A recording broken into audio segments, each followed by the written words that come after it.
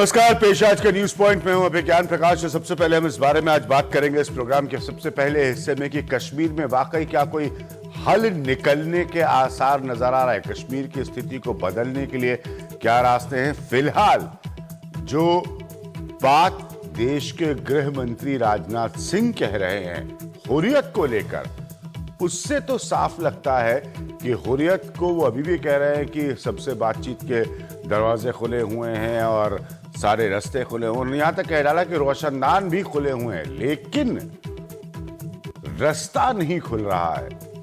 तो फिर इस सूरत हाल में होगा क्या। सबसे पहले ये जो ऑल पार्टी के लोग हैं अलग अलग दलों के, वो क्या कहकर क्या कर आ रहे हैं, उस पर ये रिपोर्ट देखिए।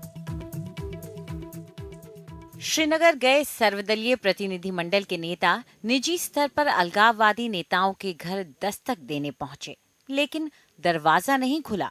गृहमंत्री ने इसे इंसानियत और कश्मीरियत के खिलाफ बताया। इस ऑल पार्टी डेलीगेशन के कुछ मेंबर्स हुर्रियत के नेताओं से भी मिलने के लिए गए थे। डेलीगेशन के उन मित्रों ने जो जानकारी दी, कम से कम इतना तो कहा जा सकता है कि सचमुच यह कश्मीरियत तो नहीं है और इसे इंसानियत भी नहीं माना जा सकता, इंसानियत भी नहीं है। अलगाववादी नेताओं को महबूबा मुफ्ती ने अपनी ओर से चिट्ठी लिखकर बात करने की गुजारिश की थी। पीडीपी मान रही है कि अलगाववादी नेताओं ने एक बड़ा अवसर गंवा दिया। कल वहां दरवाजे तक जाना, मुल्क की जो एक क्रीम आई थी, यहाँ पे क्रीम लीडरशिप जो आई थी, उन्होंने ये साबित कर दिया। लेकिन यहाँ पे भी सेपरेटिस्ट लीडर को सामने आना चाहिए, क्योंकि ऐसी अपॉर्चुनिटी हमेशा नहीं आती। हमारा मकसद है कि हम कोई बात करे न करे, हम जरूर बात करने जाएंगे। हालांकि अब केंद्र सरकार अलगाववादियों को दिए न्योते से खुद को अलग कर रही है। उसके मुताबिक जो भी चाहे वो संविधान के दायरे में बात कर सकता है। डेलीगेशन ने कल जहां इन सब सारे प्रतिनिधिमंडलों से बातचीत की है, वहीं पर जम्मू कश्मीर के गवर्नर से भी बातचीत की है, जम्मू कश्मीर के मुख्यमंत्री से भी बात की है और स्टेट के ऑफिशियल्स से भी बातचीत की है। इस प्रतिनिधिमंडल ने करीब 300 लोगों से बात की। श्रीनगर के बाद ये टीम जम्मू आई। अब घाटी पर उसकी राय का इंतजार है। हालांकि एनसी का हवाला दिया गया, पीडीपी का हवाला दिया गया कि उनका क्या विश्वास रहा है कि उन्होंने कहा कि वो इस डिबेट में नहीं पढ़ना चाहते कि पहले क्या क्या बोला गया है, लेकिन अगर अब वो कश्मीरियत, जमहूरियत और इंसानियत के तहत कोई भी उनसे मिलना चाहता है तो वो यहाँ पर आकर उनसे मिलें। श्रीनगर के ललित होटल से कैमरा पर्सन आरिफ राडू के साथ नीता शर्मा, एनडीटीवी इंडिया के लिए।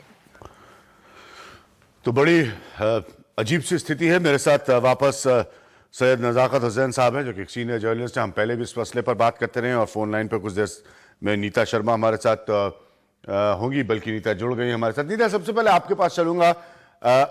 अब यहां से आगे क्या होगा? हर किसी का सवाल ही है कि अब यहां से आगे क्या होगा। हुर्रियत के नेताओं के दरवाजे खटखटाए गए हैं। राजनाथ सिंह का बयान आ चुका है कि इंसानियत और कश्मीरियत के खिलाफ है उनका मौजूदा बर्ताव, लेकिन दिक्कत यह है कि रास्ता तो फिर भी कोई नहीं खुल पाया, इस बात के बावजूद कि ऑल पार्टी का डेलीगेशन जाता है और उनके नेता भी इंडिविजुअली खुद से बात करने की कोशिश करते हैं। बिल्कुल अभिज्ञान, ये जो आज लेकिन एक केंद्र के लिए एक अच्छी बात ये हुई कि प्रोफेसर गनी भट्ट ने जो एक सेपरेटिस्ट लीडर्स ने जो मेंबर ऑफ पार्लियामेंट के लिए दरवाजा नहीं खोला है, उसे क्रिटिसाइज किया है और कहा है कि ये कश्मीरियत का एक अच्छा एग्जाम्पल नहीं है। तो ये भारत सरकार के लिए एक अच्छी पहल है कि हालांकि ये जो भट्ट साहब हैं वो एक मॉडरेट लीडर माने जाते हैं, लेकिन फिर भी उनकी तरफ से इस तरह का बयान आया है। पीडीपी की तरफ से जो फाइनेंस मिनिस्टर है हसीब दराबू, उनकी तरफ से भी इस तरह का बयान आया है। ये भी बीजेपी के लिए एक अच्छा सिग्नल है।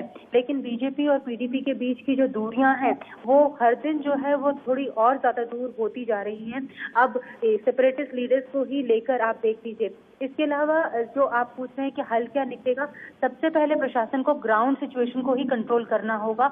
उसके बाद ही आप हुर्रियत को टॉक टेबल पर लेकर आ सकते हो, बातचीत के टेबल पर लेकर आ सकते हो।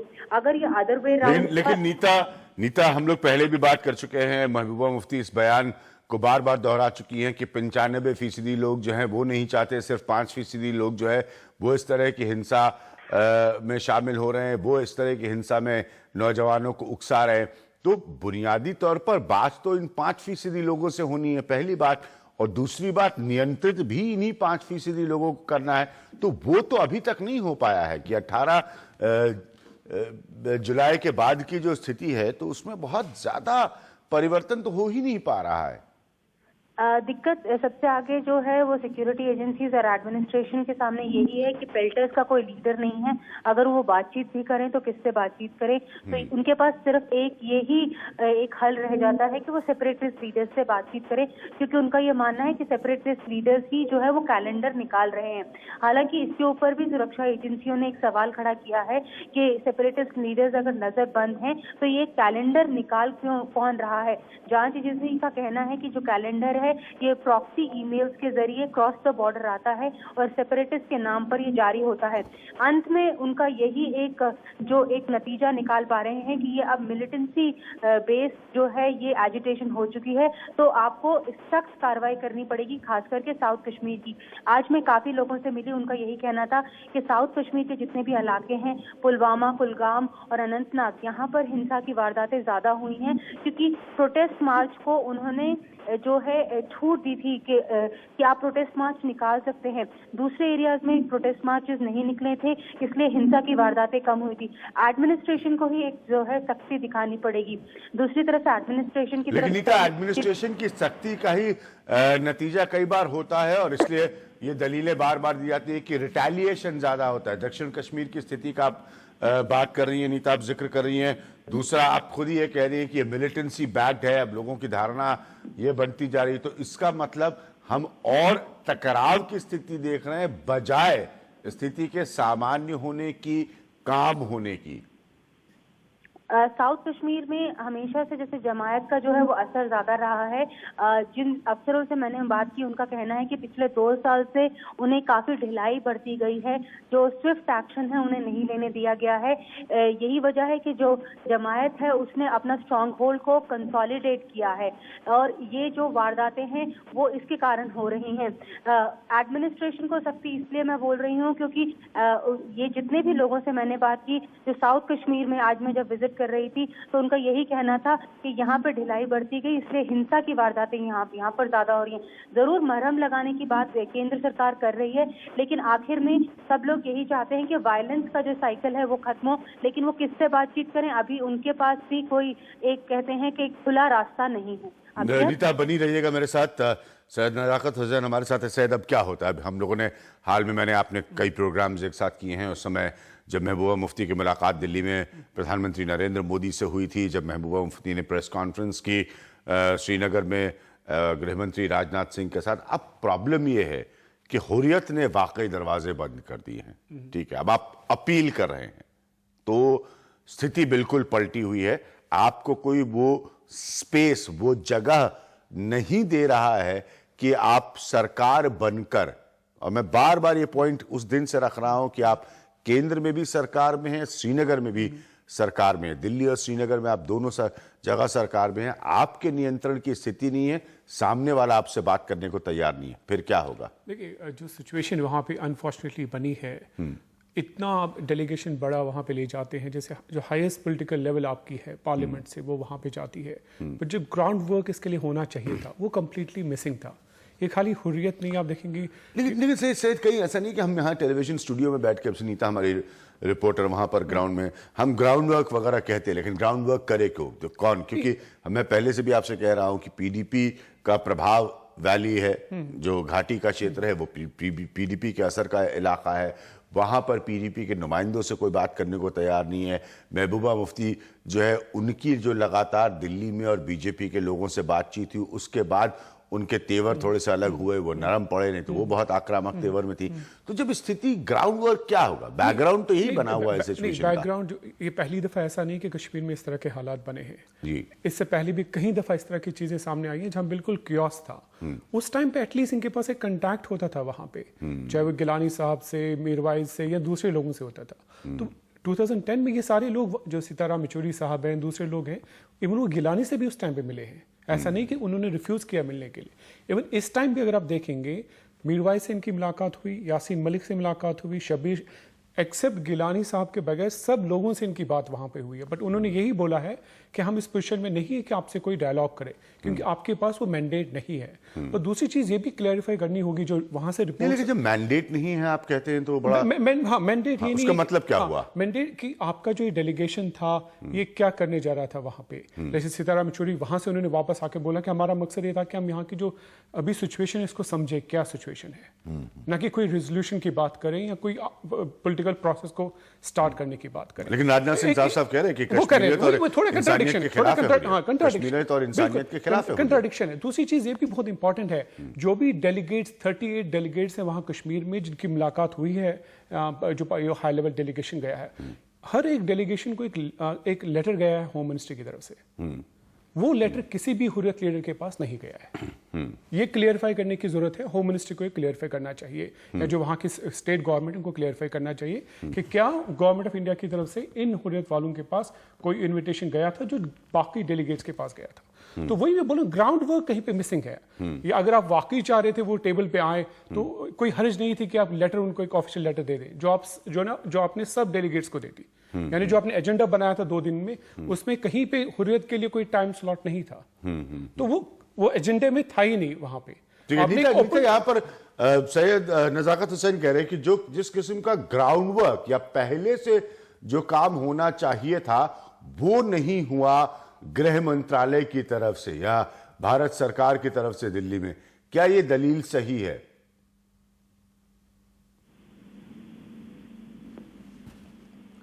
मीता, अगर आप हमें सुन सकती हैं।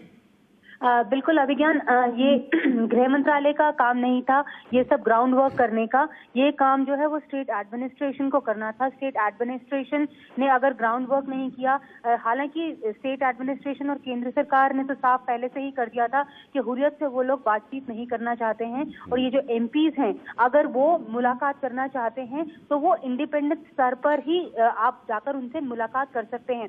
आज भी जब गृह मंत्री राजनाथ सिंह ने अपनी प्रेस कॉन्फ्रेंस की थी, उन्होंने साफ कर दिया था कि ये जो लोग गए हैं हुर्रियत के नेताओं से मिलने के लिए, ये अपने इंडिविजुअल कैपेसिटी में गए हैं। 2010 में भी जब ये लोग मिलने गए थे तब भी इंडिविजुअल कैपेसिटी में ही ये लोग मिलने गए थे। तब हुर्रियत के नेताओं ने इनसे बातचीत जरूर की थी, क्योंकि हालात जो थे वो थोड़े जो थे संभले हुए थे। आज की तारीख में कश्मीर में जो हालात हैं वो फिलहाल संभले नहीं हुए हैं। रिस्ट्रिक्शंस बार बार निकाली जा रही है, कैलेंडर जो है वो निकाले जा रहे हैं। अभी जो हुर्रियत है उन्होंने 8 सितंबर तक का कैलेंडर निकाला हुआ है। एक तरफ से कैलेंडर निकल रहा है और दूसरी तरफ से कर्फ्यू लग रहा है, तो जो आम जिंदगी है वो सबसे ज्यादा इफेक्टेड हो रही है। ये बात समझनी होगी। ग्राउंड वर्क जो है वो स्टेट एडमिनिस्ट्रेशन को ही करना है, क्योंकि एंड में जो है ये पॉलिटिकल वैक्यूम है। जो 2010 में इन लोगों ने वादे किए थे, डिस्टर्ब एरियाज एक्ट को ये फिर से रीनोटिफाई करेंगे, फिर से देखेंगे उस वाले एरिया में, क्योंकि इंटरलोक्यूटर की रिपोर्ट में ये लिखा गया था, वो वाले वादे अभी तक पूरे नहीं हुए हैं। तो नए वादों के ऊपर कितना एतबार करेगा कश्मीरी, ये देखने वाली बात है। हाँ, ठीक है। तो नीता का ये कह रहे हैं कि ग्राउंड वर्क जो है, जो आप कह रहे थे, वो राज्य सरकार की जिम्मेदारी थी, जहां पर जो स्थानीय प्रशासन है, लोकल एडमिनिस्ट्रेशन है, उसकी जिम्मेदारी थी। मुझे नहीं लगता कि उस तरह का सिचुएशन है जो वहां पे है। आपको लगता है कि कोई ना कोई किस्म का न्योता जो है इनको बिल्कुल करना, लेकिन सरकार की तरफ से क्या ये इतना आसान है कि सरकार की तरफ से? देखिए, वाजपेयी जी के टाइम पे जब उन्होंने बातचीत वहां पे की तो एल.के. अडवाणी तब डिप्टी प्राइम मिनिस्टर थे, तो उन्होंने सीधे मुलाकात की, उनको दिल्ली यहाँ पे बुलाया इन्विटेशन देके। इवन जो मिलिटेंट्स थे, जो मैं लास्ट टाइम भी बोल रहा था, जो मिलिटेंट कमांडर्स थे, उनसे डायरेक्ट बातचीत वहां पे हुई। तो उसके लिए काफी ग्राउंड वर्क प्रिपेयर किया गया था। आप, ये बहुत अच्छी बात है और काफी की सराहना करनी पड़ेगी जो भी लीडर्स हुर्रियत के लोगों से मिलने गए हैं। वो अपने सिक्योरिटी का भी रिस्क था, वो डेलीगेशन से अलग भी हुए। बट अगर आप किसी के यहाँ पे चले जाए एक पॉलिटिकल इशू को लेके, आपकी अपनी एक इंडिविजुअल लेवल पे आपकी अपनी उनसी फ्रेंडशिप हो सकती है, वो आपको एतमार कर रहे हैं, बट अगर पॉलिटिकल डायलॉग को एक पर्सनल लेवल पे ले जाएं, मुझे नहीं लगता वो सही है। जैसे असदुद्दीन ओवैसी साहब अकेले में जा रहे हैं मीरवाइज से मिलने के लिए, वहाँ उनको समझा रहे हैं, इससे ये मामला हल होने वाला नहीं है। ये सीरियस पॉलिटिकल इशू है। जैसे प्राइम मिनिस्टर साहब खुद बता चुके हैं भी 1 हफ्ता पहले कि इसका परमानेंट सोल्यूशन चाहिए। अब परमानेंट सोल्यूशन में आपके पास, अब अगर हुर्रियत को एक दफा इस पिक्चर से 2 मिनट के लिए निकाल भी दें, आपके पास वहां पे पीडीपी है जो कि गवर्नमेंट में है, उसका एक सेल्फ रूल डॉक्यूमेंट बना हुआ है, उस पे क्या पेशरफ्त हुई है इस मीटिंग में, वो सामने आना चाहिए। आपके पास एनसी है, वहां पे उनका ऑटोनॉमी का डॉक्यूमेंट है, काफी सालों से पड़ा है, जो इवन जो स्टेट असेंबली है 2/3 मेजॉरिटी से क्लियर किया हुआ है, उन्होंने दोबारा वो गवर्नमेंट के सामने रखा है। उस पर क्या पेशरफ्त होगी? अब डेलीगेशन वापस दिल्ली आ चुका है शाम को, उनको जरूरी है कि एक कंसेंसस बनाएं, जो उनकी वहां पे अंडरस्टैंडिंग बनी है 2 दिनों में, कि एक वाइड स्प्रेड लोगों से उनकी इंटरेक्शन है, कुछ हुर्रियत की तरफ से भी कुछ फीडबैक होगा, तो वो सब संभाल के वो ये देखें कि आगे चल के वो इसको कैसे आगे लें। ऐसा ना हो कि जैसे 2010 में इससे पहले एक डेलीगेशन यही लोग उस टाइम भी गए थे, तो इसका फॉलोअप नहीं हुआ। तो फॉलोअप करना बहुत ज़रूरी है। और मैं ये भी समझता हूं कि आपको एक नेशनल कंसेंसस बनानी पड़ेगी, कि आपको दिल्ली में, मुंबई में, बेंगलोर में बोलते हैं कि कश्मीर में पत्थर क्यों पड़ रहे हैं, तो लोगों को बिल्कुल एक अच्छा पॉइंट रखा नीता शर्मा ने, एक अच्छा पॉइंट रखा कि लेकिन ये दिक्कत इसमें देखिए जो कॉम्प्लिकेशन है, जो यहाँ बैठकर समझ में आता है, जैसे मैंने कहा कि नीता शर्मा या कोई भी जर्नलिस्ट जो वहां पर मौजूद है बेहतर समझ सकता है कि पेल्टर्स का, पत्थरबाजी करने वालों का, पत्थर फेंकने वालों का कोई चेहरा नहीं है, कोई नेता नहीं है, कोई ऑर्गेनाइजेशन नहीं है, कोई संस्था नहीं है जिससे, तो ये भी दिक्कत होती है कि उसमें भी आप जो बातचीत कर सके, जिसे हम अंग्रेजी में कहेंगे प्रॉक्सी, तो वो आप किसी से बात कर रहे हैं किसी और के मकसद के लिए, तो ये सिचुएशन जो है, ये परिस्थिति और भी पेचीदगी भरी होती है। तो इसलिए ज्यादा जरूरी था कि शायद कोई ना कोई हुर्रियत का नेता आता बाहर और बात करता। नहीं, उस हिसाब से तो सबकी बात हो चुकी है। जो 4-5 लीडर हैं एटलीस्ट वो मिल चुके हैं, वो एटलीस्ट सीताराम येचुरी मीरवाइज साहब से 2 मिनट के लिए मिले या 4 मिनट के लिए इंटरेक्शन बनी है, थोड़ा सा आइस ब्रेक हुई है। तो मुझे लगता है कि अगर ये वापस आए हैं आज दोबारा, एक इसको वो समअप कर लेते हैं क्या सिचुएशन वहाँ पे बनी है, और एंगेजमेंट आगे लेके देखते हैं कैसे ये वहाँ पे एंगेजमेंट कर सकते हैं। देखिए स्टोन पेल्टिंग हो रही है या वहाँ पे बंदूक भी चले हैं, हजारों लोग मारे गए हैं, तो एक प्रॉब्लम है, उसकी जो ऑफशूट ये है, जो मेन वहाँ पे इशू है, उसी की वजह से सारी चीजें हो रही हैं। जो दोबारा प्राइम मिनिस्टर साहब बोल चुके हैं कि परमानेंट सोल्यूशन उस चीज का चाहिए। अगर आप उस बीमारी का इलाज कर लेते हैं तो ये ऑटोमेटिकली जो सारी दूसरी चीजें हैं उनका ऑटोमेटिकली इलाज होगा। प्रॉब्लम ये हो रही है कि हम मेन मुद्दे पे हम आगे नहीं बढ़ पा रहे।